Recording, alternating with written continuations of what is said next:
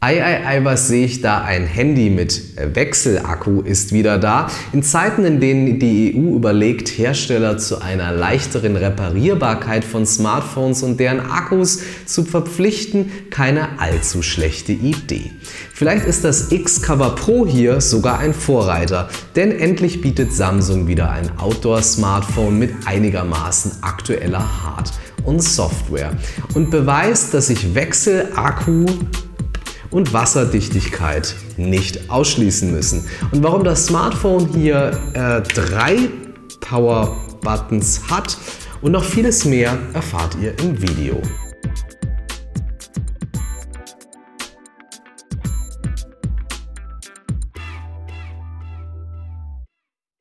Und damit hallo und herzlich willkommen zum Videotestbericht des Samsung Galaxy X-Cover Pro, Klammer auf, Enterprise Edition, Klammer zu. Schon das X-Cover 4S gab es ja in Deutschland offiziell nur als Enterprise Edition für Unternehmen. Beim X-Cover Pro hier schaut es nicht anders aus, auch wenn euch das natürlich nicht daran hindern sollte, es ganz normal privat zu nutzen. Es gibt aber ein paar zusätzliche Features für Unternehmen. Wie gesagt, die X-Cover Serie ist nun endlich auch optisch im Jahr 2020 anbekommen. Es befindet sich ein Loch hier im Display, wir Technik-Nerds nennen es Punch-Hole. Trotzdem ist immer noch mehr Rand oben und gerade hier unten vorhanden als bei den Top-Modellen. Mit seinen Maßen ist es ein klein wenig größer als das A51. Als kompakt würde ich es nicht mehr bezeichnen, es ist eher Smartphone-Mittelmaß, aber kleiner als man es bei den 6,3 Zoll hier erwarten würde. Und ganz leicht ist es auch nicht. Das Display besitzt dieses moderne, länglichere 19,5:9 Display-Format. Es bietet eine Auflösung von 2340 x 1080 Pixeln. Der Prozessor ist eigentlich der gleiche wie beim Galaxy A51. Außerdem bietet das Smartphone 4 GB RAM. Ansonsten haben wir hier unten einen USB-C-Anschluss, allerdings nur mit USB 2.0 Geschwindigkeit beim Datenübertragen. Das Laden geht mit 15 Watt Fast Charge, das Netzteil dazu ist zum Glück auch im Lieferumfang enthalten. Laden lässt sich das Gerät hier auch mit diesen rechts und links angebrachten Pogo-Pins. Kennt eigentlich noch jemand die Atzen? Natürlich ist das Smartphone, wie soll das anders sein, mit der IP68-Zertifizierung offiziell staub- und wasserdicht. Also Schutz bei dauerhaftem Untertauchen bei 1,5 Meter Wassertiefe für 30 Minuten und ausschließlich im klaren Wasser.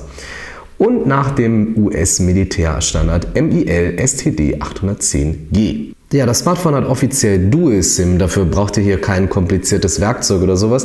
Es geht ganz einfach. Hier hinten tatsächlich ist es mal wieder soweit, ihr könnt hier eben die Rückseite wechseln. Hier seht ihr den Wechselakku.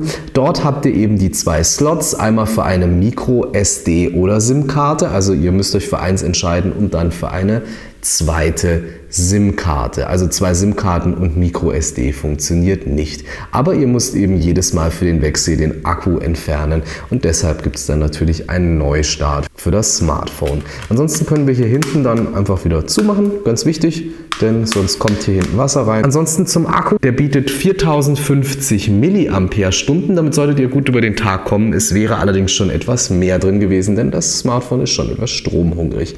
64 GB internen Speicher bietet es auch noch, von denen noch 49,2 GB frei sind, die sich eben über die Micro-SD erweitern lassen. Ansonsten zu den Knöpfen des Smartphones. Hier gibt es einige, wie gesagt, teilweise sehen sie eben aus wie Power-Buttons. Das ist hier einer der Aktionsknöpfe des Samsung Galaxy X-Cover Pro. Ansonsten an der Seite gab es hier früher immer so Riffel, damit das Smartphone einem noch weniger aus der Hand geglitten ist. Die gibt es nicht mehr. Trotzdem ist das Ganze hier gut gummiert und das sollte eigentlich nicht passieren, dass einem das Smartphone aus der Hand fällt. Ansonsten sieht man hier einen schönen, unschönen Übergang zwischen Display und Smartphone. Das liegt einfach daran, dass das, wenn es auf den Boden fällt, dieser Rand um das Display ist und nicht direkt das Display beschädigt wird. Das gleiche gilt hier für die Kameras. Die sind hier auch im Gegensatz zu anderen Top-Modellen eher tief eingefasst, damit nichts passieren kann. Ansonsten hier an der Seite der Power-Button, der gleichzeitig als Fingerabdrucksensor fungiert. Außerdem hier oben noch eine Lauter- und Leiser-Wippe. Die Tasten an sich machen einen guten Eindruck, sind vielleicht für meine Hände etwas zu weit oben platziert. Ansonsten machen sie vielleicht beim Drücken Drücken ein etwas komisches Geräusch, aber das sollte ja egal sein. Hauptsache, sie sind gut erreichbar mit dreckigen Händen, mit sauberen, mit Handschuhen, ohne Handschuhen. Ansonsten, auch wenn wir hier oben am Display die Kamera haben und eben keinen Platz haben für irgendwelche Benachrichtigungs-LEDs, die findet sich hier oben. Besonders praktisch zum Beispiel, wenn ihr das Smartphone in ein Dock oder so etwas steckt und damit geladen wird. Hier oben befindet sich dann eine weitere Aktionstaste, mit der ihr zum Beispiel die Taschenlampe ein- und ausschalten könnt. Und hier gibt es zum Glück dann auch wieder einen Eingang für eure 3,5 mm Kopfhörer. Außerdem befindet sich hier eben dann ein Mikrofon. Kommen wir noch zu den Farben. Das Smartphone gibt es in Black, Schwarz, Noir, in welcher Farbe ihr es auch immer ausdrücken wollt. Beim X-Cover setzt man doch eher noch auf Tarnfarbe anstatt auf auffällige Farben. So ein rosanes X-Cover würde das Suchen im Matsch aber bestimmt erleichtern.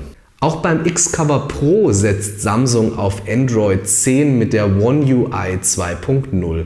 Auch wenn der gemeine Nutzer von Outdoor-Geräten vielleicht andere Ansprüche hat, die große Funktionsvielfalt bleibt die gleiche. Die kommt auch ganz gut zur Geltung auf dem zweckmäßig scharfen Full HD Plus Display. Samsung setzt hier anders als bei fast allen anderen Smartphones auf TFT statt AMOLED oder OLED. Dafür ist das Schwarz nicht ganz so satt, aber die Farben sind natürlich und es kann sich auch nichts einbrennen. Was wohl bei Outdoor-Geräten wichtiger ist als knallige Farben. Außerdem lässt sich das Gerät auch zur Not mit Handschuhen bedienen. Ein paar spezielle Funktionen hat sich dann Samsung aber doch noch für ihr Ruggedized Smartphone, wie man das jetzt neudeutsch nennt, einfallen lassen.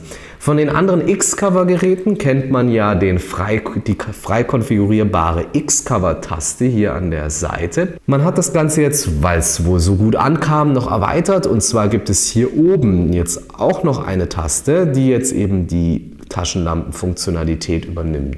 Ja, und an der Seite gibt es ja quasi auch noch eine, die man frei belegen kann. Also ich war am Anfang ein bisschen verwirrt. Gibt es jetzt 3 Power-Buttons? Nein. Fangen wir erstmal an. Links hier an der Seite, wenn ihr das Ganze hier länger drückt, dann kommt Bixby? Bixby? Nein! Es kommt nämlich Voice-to-Text-Message. Ihr könnt jetzt hier nämlich einfach, Entschuldigung, ich muss jetzt gerade gegen dich anreden, Bixby, die Möglichkeit, dass ihr Sprachnachrichten in Text transkribiert. Und ja, das ist wirklich toll, denn es handelt sich eben hierbei nicht um eine direkte Sprachnachricht, denn ehrlich gesagt warte ich immer noch auf den Tag, an dem WhatsApp diese wieder abschafft oder wenigstens für mich transkribiert. Ich hasse es, bei 5 Minuten Sprachnachrichten mit Block und Stift da zu sitzen und mitzuschreiben, was der andere mir sagen will, nur weil er sich nicht kurz fassen kann. Egal.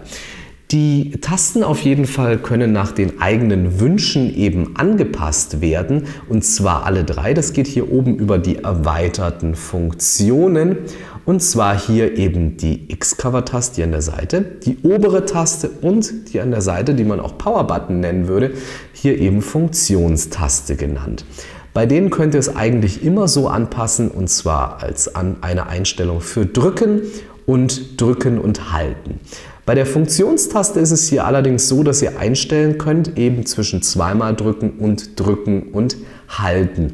Und bei Drücken und Halten ist eben derzeit Bixby aktiviert, denn standardmäßig ist das Ganze eben nicht mehr hier bei Samsung das Ausschalten-Menü. Ist ein bisschen nervig, könnt ihr zum Glück umstellen, denn Ausschalten befindet sich bei Samsung hier oben in der Benachrichtigungsleiste. Ja, ansonsten das Smartphone läuft relativ flüssig, auch ohne 90 oder 120 Hertz Display. Und der Prozessor sollte für alle alltäglichen Anwendungen ausreichen. Auch eine weitere Funktion feiert ihr Debüt in der X-Cover-Serie, und zwar der Fingerabdrucksensor. Der befindet sich jetzt eben hier an der Seite auf dieser Funktionstaste, wie Samsung sie gerne nennt. Ihr legt den Finger hier drauf, allerdings hat sich diese Position irgendwie bei Samsung nicht ganz durchgesetzt. Heute ist er ja eher unter dem Display, kein Wunder, denn so richtig zuverlässig ist er nicht. Und wer mit Handschuhen arbeitet, muss ja sowieso, wenn dann, auf den klassischen Pin oder auch das Muster zum Entsperren zurückgreifen. Auch bei den Kameras merkt man, dass man es nicht mit einem ganz normalen neuen Mittelklasse-Smartphone zu tun hat. Nur behutsam passt man die X-Cover-Serie in heutige Verhältnisse an, denn es gibt mittlerweile immerhin 2 Kameras. Ja, zum Aktivieren drückt man hier einfach zweimal an der Seite diese Funktionstaste, dann öffnet sich die Kamera-App. Jetzt sehen wir gerade die ganz normale 25 Megapixel Hauptkamera mit einer 1,7er Blende. Standardmäßig werden hier Fotos geschossen mit einer 12 Megapixel Auflösung, also so ungefähr 2:1 Pixel kombiniert. Wer mehr Einstellungen möchte, kann das natürlich wie immer im Pro-Modus machen, allerdings so viel Pro ist hier gar nicht zu finden, denn ihr könnt im Gegensatz zu vielen anderen Geräten nur den ISO ändern, den Weißabgleich und die Belichtung. Ansonsten können Videos gemacht werden, allerdings nur in Full HD Auflösung. An 8K ist hier natürlich noch nicht zu denken wie bei der S20-Reihe. Eine optische Bildstabilisierung gibt es auch nicht, aber immerhin kann man Videos per Software stabilisieren. Ansonsten gibt es hier noch eine 8 Megapixel Tiefenkamera mit einer 2:2er Blende und wie ihr es hier seht, sie zoomt so ein bisschen raus. Sie hat eben 123 Grad. Samsung nennt diese Kamera eben offiziell auf der Webseite Tiefenkamera. Sie ist aber für die meisten zuallererst wohl diese Weitwinkelkamera. Sie hilft aber eben auch bei Porträts. Bisher wurde hierfür eher so eine Kombination mit einer Zoom-Kamera gewählt, aber auch hier werden die unterschiedlichen Brennweiten der beiden Objektive genutzt, um den Abstand zum Motiv zu ermitteln. Dadurch soll ein besserer Bokeh-Effekt, also diese Hintergrundunschärfe, entstehen. Das hätte man nur mit Software allerdings wohl genauso gut hinbekommen, mutmaße ich mal. Ja, beim Weitwinkel ist es wie bei den meisten anderen Smartphones, günstigen Samsung-Smartphones auch. Sie bietet eine interessante neue Perspektive, aber die Bildqualität ist schlechter, die Bilder hier eben dunkler. Fokussieren kann man auch nicht und anders eben als bei den Top-Modellen, bei denen eine Linse von gleicher Qualität verwendet wird, sind sie eben hier Linsen mit unterschiedlicher Qualität. Natürlich darf auch ein Test der Frontkamera nicht fehlen und diese bietet 13 Megapixel. Auch wenn es hier vorne nur eine Kamera gibt, wie im Gegensatz zum Beispiel zum S10 Plus, gibt es hier auch noch einen Weitwinkel bei der Kamera. Es handelt sich allerdings jeweils eben nur um einen anderen Zuschnitt des Bildes. Und das ist zum Beispiel natürlich praktisch, wenn man mehrere Personen auf ein Selfie bringen wollt. Ist natürlich gut, wenn man Freunde hat. Für Menschen wie mich, die sich dann eher einen dunklen Raum einsperren und gegen eine Kamera sprechen, ja, ist es wohl eigentlich völlig unnütz. Ehrlich gesagt hat Samsung uns mal wieder ziemlich lange zappeln lassen. Doch das Warten auf ein neues X-Cover hat sich gelohnt. Im Gegensatz zum X-Cover 4S hat es sich den Zusatz Pro auf jeden Fall redlich verdient, wobei bei jeder anderen Modellreihe dieses Pro ein schlechter Scherz wäre. Endlich gibt es ein großes Display mit einer gescheiten Auflösung. Auch an ein dezentes Upgrade der Kamera wurde gedacht. Und Wasserdichtigkeit gibt es bei Samsung ja sonst auch nur in der Oberklasse und einen Wechselakku, wie hier, gibt es derzeit halt sonst gar nicht. Dafür verlangt Samsung aber auch einen ordentlichen Aufpreis und lässt in Sachen Kamera und Display für diesen Preis dann doch noch etwas Luft nach oben für einen Nachfolger. Aber die Nutzer von Outdoors-Geräten mussten da ja schon immer etwas härter sein im Nehmen. Laut Hersteller hat man dann eben wohl doch etwas andere Ansprüche. Wenn nicht gerade wie Bear Grylls ohne Strom in der Wildnis übernachtet und sich auch noch ein paar Euro sparen möchte, greift vielleicht einfach besser zum technisch ähnlichen Galaxy A51. Und wenn ihr euch das Smartphone anschauen wollt, könnt ihr das gerne machen bei uns bei TCS in Kaufering oder Schwabmünchen in Bayern oder Oberbayern. Schaut einfach mal bei uns auf der Internetseite vorbei. Ansonsten könnt ihr natürlich auch gerne uns ein Like da lassen auf unserer Facebook-Seite. Wir freuen uns, wenn ihr bei Instagram mal vorbeischaut und natürlich, wenn ihr unseren YouTube-Kanal abonniert und die Glocke natürlich nicht vergesst. Ansonsten bei Fragen, Anregungen oder Bestellungen einfach eine E-Mail an info@tcs24.de. Ihr könnt uns mittlerweile sogar einfach eine WhatsApp schicken unter der unten angegebenen Nummer. Und dann würde ich sagen, bis zum nächsten Mal. Gut, okay. Dann lege ich hier mal wieder den Stuhl frei.